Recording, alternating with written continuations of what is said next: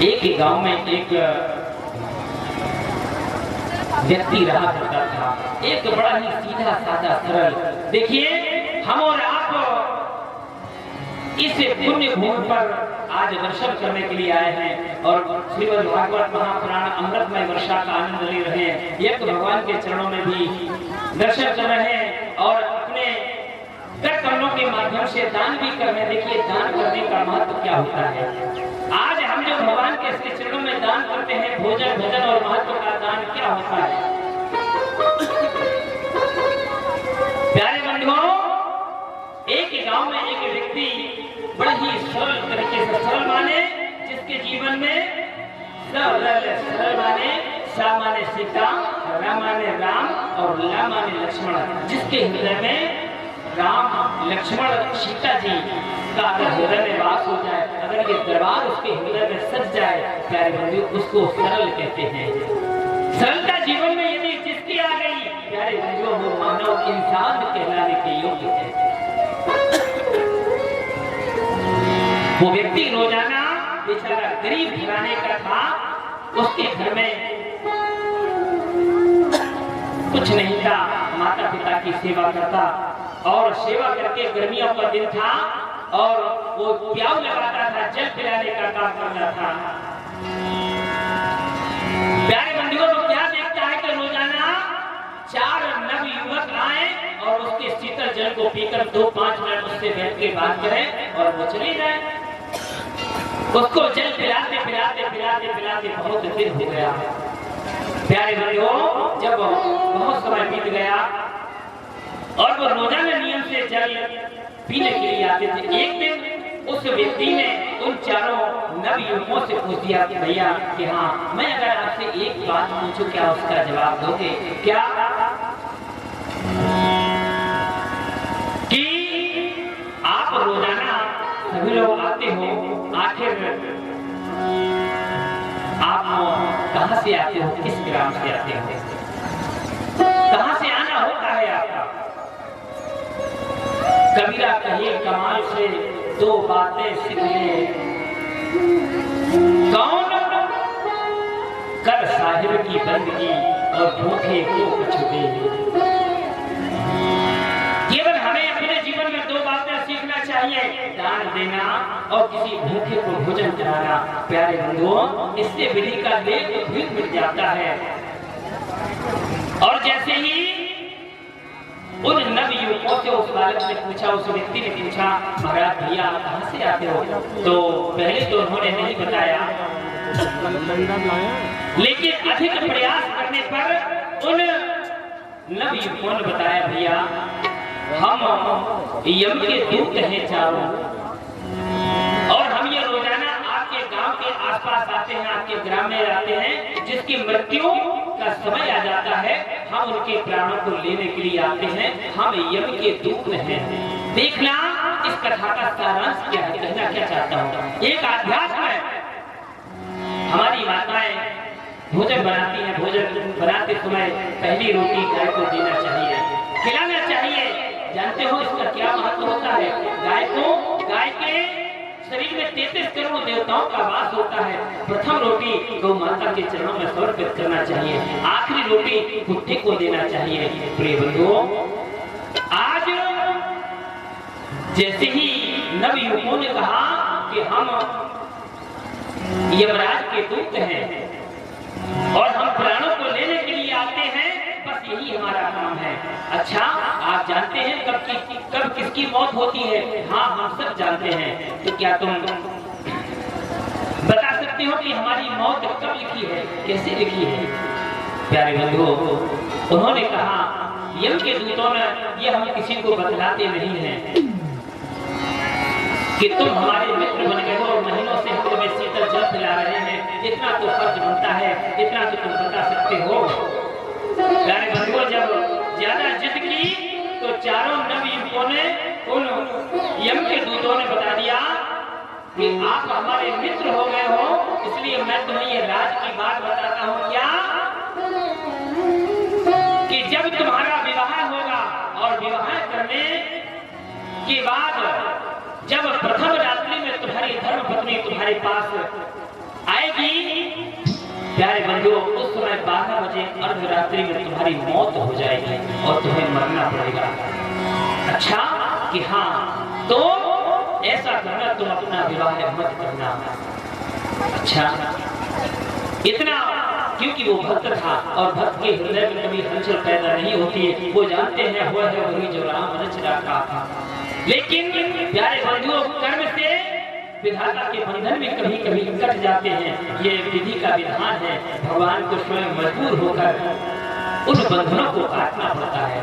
बंधुओं, जैसे ये कहा, उसने कहा ठीक है हम विवाह नहीं करेंगे, लेकिन वो मात्र पितृ भक्त बालक था। घर पर पहुंचा, प्रेम से घर में उसने माता पिता को कोई बात नहीं बताई, प्रेम से वही कार्य करता रहा। क्योंकि घर से कर्म करो विधि नाना, मन राखो जहाँ कृपा निधाना। प्यारे बंधुओं, कर्म करता रहा। अब उनके माता पिता उससे कहने लगे, बेटा तू बड़ा हो गया है, अब विवाह कर ले, घर में बहू आएगी, गर्मा गर्म रोटी खाने को मिलेगी, हमारी सेवा होगी, हमारा जीवन समाप्त होने वाला है। लेकिन वो बेटा मना कर देता, क्योंकि वो जानता था मैं शादी के दिन, जिस दिन हमारी पत्नी धर्म पत्नी आएगी, उस दिन मेरी मौत हो जाएगी, वो जानता था। लेकिन बंधुओं, जब मात्र पितृ जो बालक था, भक्त बालक था, प्यारे बंधुओं, माता पिता के ज्यादा कहने पर उसने विचार किया अब जो होगा सो देखा जाएगा, लेकिन माता पिता की आज्ञा को मैं टाल नहीं सकता। शादी तय हुई। शादी तय होने के तत्पश्चात वो जानता था कि बस हमारी शादी नहीं आ रही है, हमारी मौत आ रही है। क्योंकि वो जानता था, विधि का विधान था, यम के दूतों ने बताया था। प्यारे बंधुओं, आज जैसे ही शादी का समय आया और शादी का समय, रिश्तेदार घर पर आने लगे, खाना पीना इत्यादि, बारात गई और बारात आने के जैसे ही पहुंची, शादी टीका इत्यादि सारे मांगलिक कार्य हुए और बहू को लेकर जैसे ही घर आया, रिश्तेदारों ने भोजन पानी इत्यादि करके अपने अपने यथा स्थान पर लेट गए, सो गए। उस बहू की, उस बालिका की प्रथम रात्रि, आज वो भी भगवान की परम भक्ता थी, वो भी ईश्वर के चरणों की दासी थी। प्यारे बंधुओं, वो भी एक संस्कारवान माता पिता की पुत्री थी। जैसे उसका सफर करना हुआ, उसको कुछ आभास हुआ, उसके हृदय में आभास हुआ, लेकिन प्यारे बंधुओं कोई बात नहीं। अब क्या हुआ, वो बालक गया और बड़े भाव से अपने माता पिता के चरणों को स्पर्श किया और स्पर्श करके कहा, बस माता जी, हमने आपकी आज्ञा का पालन किया, अब बहू जो आई है वो आपके चरणों की सेवा करेगी। बेटा तो मैं भी करूंगा, बताया नहीं, क्योंकि वो जानता था आज रात्रि हमारी आखिरी रात्रि है। प्यारे बंधुओं, क्या होता है, रात्रि के 11:30 बजे उस नव वधू ने सुंदर सा थाल सजाया, 56 प्रकार के भोग रखे, भोजन के लिए अपने पति को जैसे ही थाली ले जाने लगी, तो क्या देखती है, उसका जो पति था आज उस काले नाग के रूप में वो यम का दूत आया। प्रिय बंधुओं, आज काला नाग बनकर उसी सीढ़ी पर बैठा हुआ था, सीढ़ी पर बैठा हुआ था। उससे पहले उसने एक पुरुष रूप में आकर उसको दर्शन दिया कि भैया आपने हमारी बहुत सेवा की है, मेरी बहुत सेवा की है, लेकिन मैं मजबूर हूँ, जो विधि का विधान है कोई टाल नहीं सकता। आज तुमने मुझे शीतल जल पिलाया, लेकिन आज समय ऐसा आ गया कि इसी बुखार से ये शरीर जो है अभी काले सर्प के रूप में परिणित होगा और यही काला सर्प आपको टच लेगा रात 12 बजे। प्यारे बंधुओं, जैसे ही उसने कहा कोई चिंता नहीं, घर में वधू आ गई है, माता पिता की मैंने आज्ञा का पालन किया है, अब मुझे कोई चिंता नहीं है। अगर मैं मर भी जाऊं, प्यारे मैं नहीं मरूंगा, ये मेरा शरीर मरेगा, आत्मा तो परमात्मा के चरणों में मिलन हो जाएगा, क्योंकि भक्त वाले। बंधुओं, जैसे ही काला सर्प आज 11:30 बजे, और ये बातें सर्प की और अपने पति की बातें उस जो नव वधू आई थी उसने सुनने के लिए हाथ की मेहंदी भी नहीं छूट पाएगी और मैं विधवा हो जाऊंगी, क्या करना चाहिए? उसको गांव के बाहर से एक जोर से आवाज सुनाई दी, है कोई दानी जो मुझे भोजन करा सके, मुझे ये भोजन का दान दे सके, है कोई ऐसा दानी? प्यारे बंधुओं, उस वधू की आंखों में अश्रु आ गए। उसने जो, क्योंकि वो जानती थी पति तो हमारे नहीं रहेंगे, उसने वो थाल लिया और थाल लेकर उस गांव के बाहर एक झोपड़ी थी, उसमें एक बेटी गर्भावस्था में शिशु को जन्म देने वाली थी, भूख से तड़प रही थी और वो चिल्ला रही थी, कोई है दान देने वाला? और ये श्री राधे शांति का दान भैया। प्यारे बंधुओं, आज वो चिल्ला रही थी कोई है, आज ये नववधू पहुंची और जाकर थाल सामने रख दिया।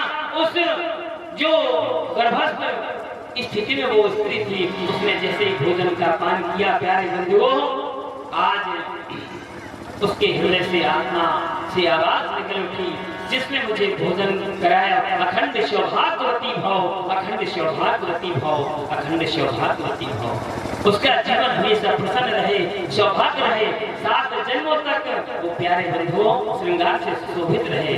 और जैसे ये हृदय की वाणी पहुंची, प्यारे बंधुओं, आज हृदय की वाणी जैसे ही पहुंची और यहाँ रात के लाइट 12 बज गए और जब 12 बजे तो उसके दोस्त ने कहा, आ दोस्त, अब मुझे तुम दंश मारो, मुझे तुम दसो, अपना दंश मुझ पर मारो। प्यारे बंधुओं, और जैसे ही वो सर पाया, क्योंकि उसको तो आज्ञा का पालन ही करना था, और जैसे ही दंश मारा, प्यारे कुछ नहीं हुआ। दोबारा फिर दंश मारा, कुछ नहीं हुआ। पूरे अपने जोर शोर के साथ आया और जैसे ही दंश मारा, प्यारे बंधुओं, कुछ नहीं हुआ, उसको कुछ नहीं हुआ। एक तो मन में उसको खुशी हो रही थी, एक बड़ा आश्चर्य हो रहा था कि काले सर्प का काटा हुआ कहीं कोई मरता नहीं है। लेकिन आज न जाने हमारा ये दंश इसके ऊपर प्रहार मैं इतना कर रहा हूँ, फिर भी इसका कोई प्रभाव नहीं हो रहा है। वो तुरंत यमराज के पास पहुंचा। यमराज जी ने कहा, क्या बात है? तो कहा, प्रभु मैंने दंश का प्रहार किया, कोई असर नहीं पड़ा।